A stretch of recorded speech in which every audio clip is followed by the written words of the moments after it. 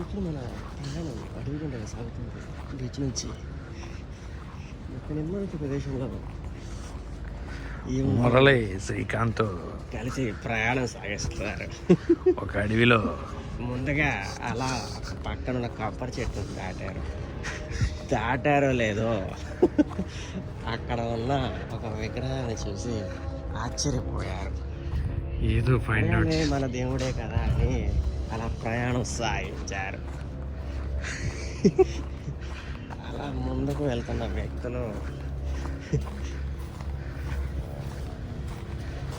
హ్యూమన్స్ని చూసి ఆశ్చర్యపోయారు.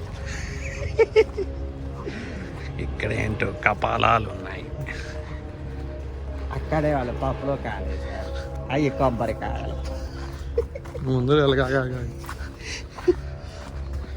ఇలా సన్న రోడ్డులో ప్రయాణం సాగించారు. అలా ఒక గుడిని చూసి మంత్రం ఆశ్చర్యపోతారు.